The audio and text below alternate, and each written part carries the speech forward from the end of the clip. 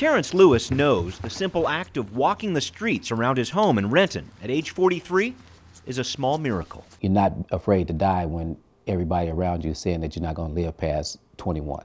More than 25 years ago, Terrence, a Rainier Beach high school student, was hanging out on the streets of Seattle and eventually became part of a group called the Black Gangster Disciples. At the end of the day, it's really just about everybody fighting for their own respect. Terrence says the Disciples, one of several gangs forming at that time, were fighting back against other gangs from Los Angeles that had started to move into the Northwest.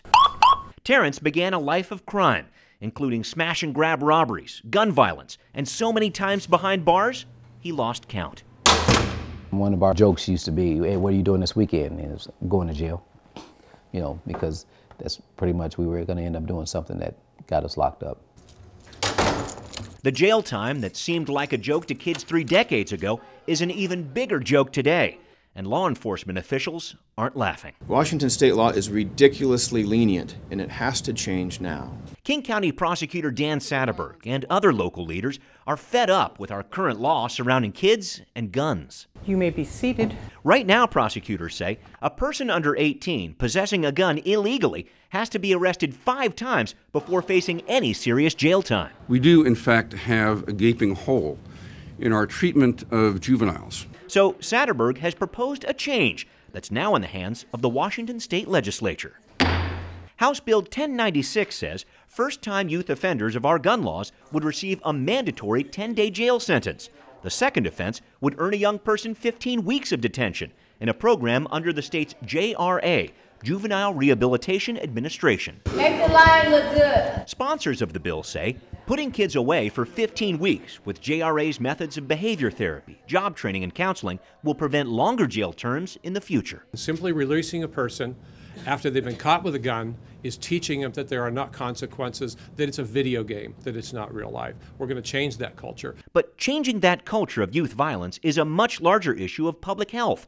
Just ask the woman in charge of reaching out to kids on the street through Seattle's Youth Violence Prevention Initiative. Our street outreach workers behave, in essence, as 911 responders. Eleuthera Lish is head of the YMCA's Alive and Free program, which works in Seattle and other surrounding cities in King County.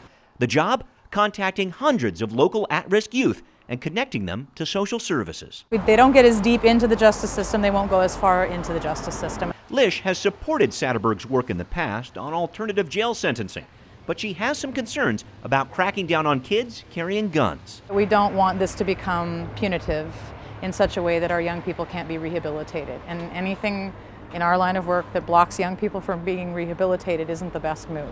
Early on, I had 3 kids, 1, 2, 3, 3 kids by 3 different women. Terrence, a father who got a fresh start on life with the help of his family, also has reservations about House Bill 1096. I sold dope most of my life. He's worked with kids through half-day workshops like Program 180 in King County, which encourages youth misdemeanor offenders to turn their lives around. But Terrence says mandatory incarceration for a kid holding a gun may create more problems than it solves. Some good kids go into jail and they come out worse than when they first went in. Some lawmakers have the same criticism. It's a badge of honor, and the kids go back to the community with their friends, say, "Hey, I just went to juvie," and it's like a notch in their in their belt. Yet this new push to stop youth violence involving guns has broad support from unlikely allies like the Second Amendment Foundation, which supports gun rights, and Washington Ceasefire. We're trying to send a message that if you're under the age of 18, you should not have a gun. Thugs with guns, especially young thugs with guns, are not our friends. Resolving this debate over how to prevent youth violence will be difficult, but Terrence is hoping to move past talking about the weapons our youth are carrying and focus on the youth themselves. I think that right there will be the beginning of the change in our communities, when our community becomes more invested in building these kids up as opposed to tearing them down.